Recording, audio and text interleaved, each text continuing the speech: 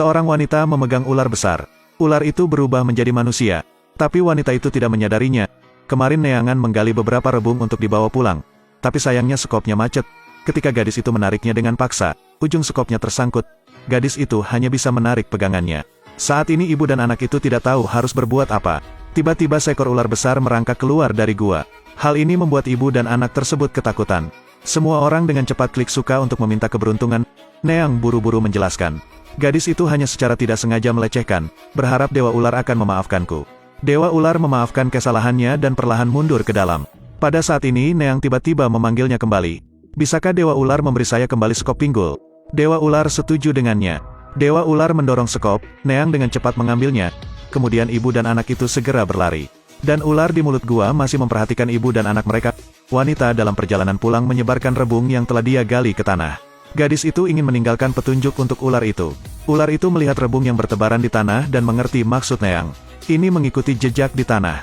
Pada malam hari, ular itu merangkak ke kamar wanita itu. Perlahan-lahan merangkak ke tubuh Neang. Neang sedang tidur dan langsung merasa sangat nyaman. Tiba-tiba gadis itu terbangun dengan kaget. Melihat Neang hendak berteriak, ular itu perlahan menjelma menjadi manusia. Cinta pertama Neang. Tapi Neang tidak bisa mengerti. Gadis dan mantan kekasihnya sedang jatuh cinta. Tiba-tiba seekor ular besar tiba-tiba muncul di hadapannya. Kekasih tua itu segera mengambil parang untuk memotong ular itu. Ular itu langsung dipotong menjadi dua. Langit tiba-tiba berubah. Cinta pertama itu tidak tiba-tiba hilang. Kemudian kisah Neang dan mantan kekasihnya ditemukan oleh putrinya. Namun yang dilihat putri itu adalah seekor ular raksasa.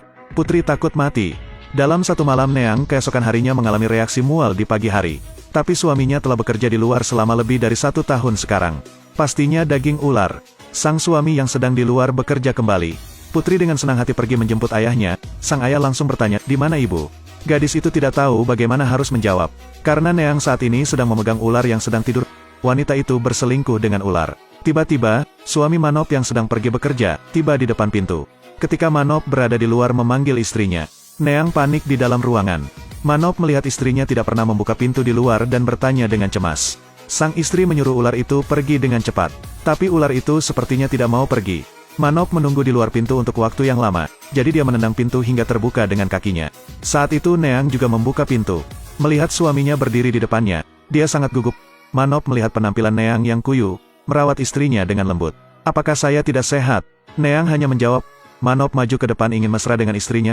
Wanita itu melihat bahwa masalah itu akan segera terungkap, tidak menyangka ular itu segera menghilang. Hati Neang sudah damai sekarang. Kemudian gadis itu berpura-pura peduli dengan suaminya. Melihat istrinya seperti itu, hati Manop sangat puas. Ular itu sekarang telah merangkak keluar dari ruangan. Saat itu Neang sedang menyiapkan makan siang untuk suaminya. Pria itu melihat perut istrinya dan berpikir. Keesokan harinya Manop sedang menebang kayu bakar di halaman. Neang di sebelahnya tiba-tiba muntah. Ini membuat Manop semakin curiga.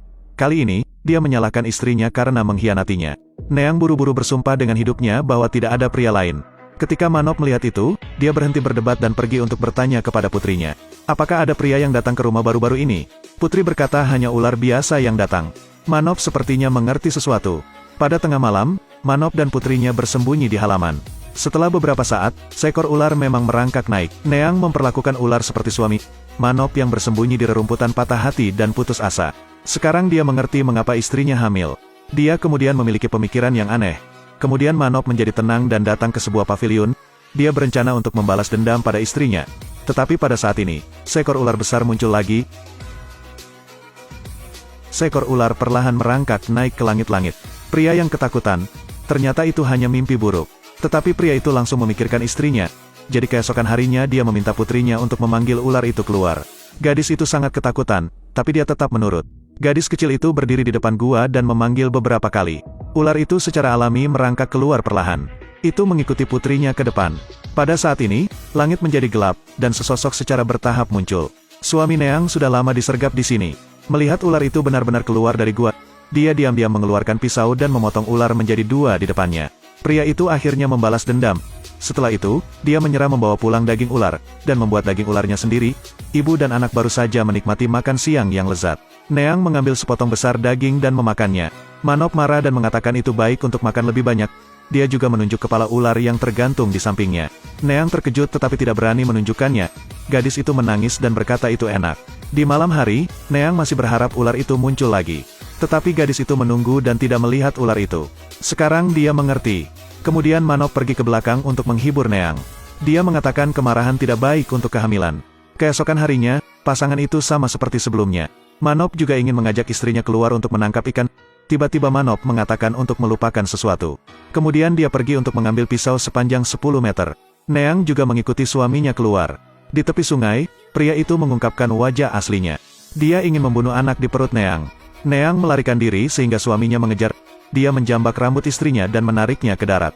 Dan gadis itu juga sedang dalam perjalanan ke sini. Dia merasakan sesuatu yang buruk akan terjadi.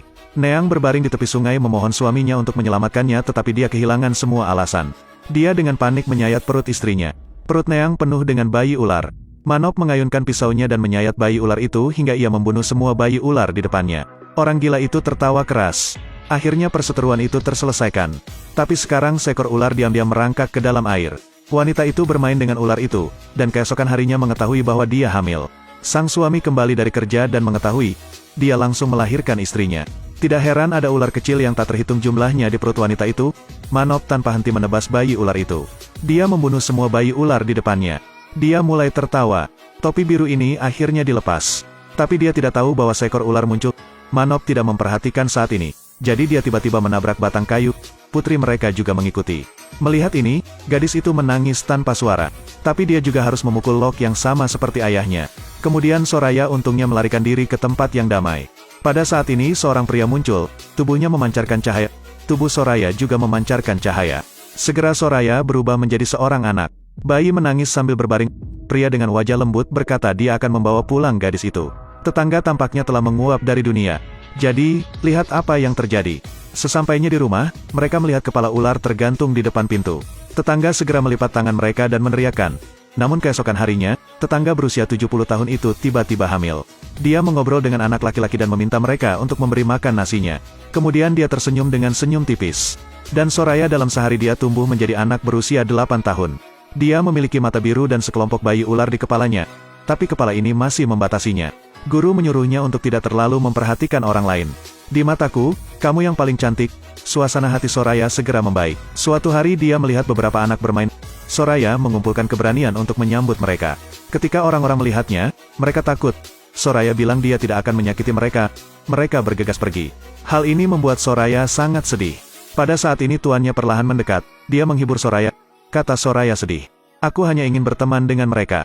Tapi semua orang takut padaku. Tuan terus menghiburnya. Kamu berbeda dari manusia. Kamu adalah keturunan Dewa Ular. Bertekad bahwa hidup ini akan menghadapi banyak kesulitan.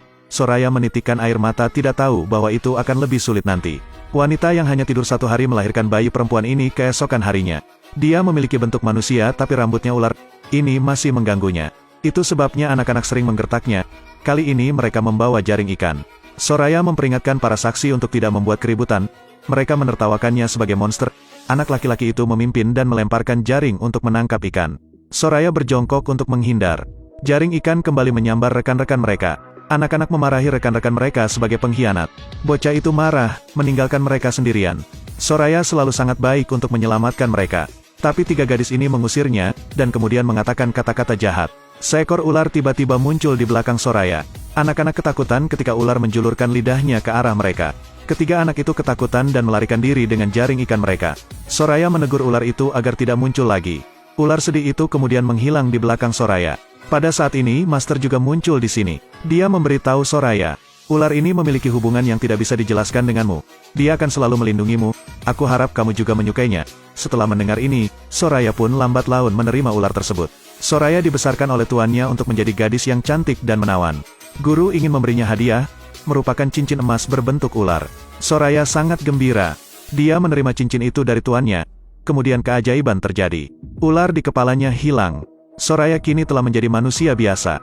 Hal pertama yang dia lakukan adalah mencuci rambutnya. Pada saat ini, dia tersenyum. Soraya bosan dengan air dan bersiap untuk pulang. Seorang pria pingsan di tepi sungai. Tapi Soraya hanya bisa membawanya pulang karena dia tidak bangun. Tidak sampai hari berikutnya anak itu bangun. Dia dengan cepat berterima kasih kepada mereka karena telah menyelamatkan hidup mereka. Melihat Soraya Waiha yang polos dan murni memiliki niat lain. Selama beberapa hari berikutnya, perasaan mereka satu sama lain semakin dalam. Waiha berkata dia ingin membawa Soraya kembali ke wartawan dengan selamat. Guru juga merasa sudah waktunya untuk membiarkan Soraya keluar. YH kemudian membawa Soraya keluar dari rumah kecil itu. Keduanya dengan cepat tiba di rumah YH. Berkat penyembunyian YH, Soraya resmi menjadi penduduk desa. Wanita yang selalu diam-diam mencintai YH juga datang untuk melihat keduanya bahagia. Wanita itu cemburu. Jadi dengan bantuan saudara perempuannya, dia menemukan seorang penyihir terkenal.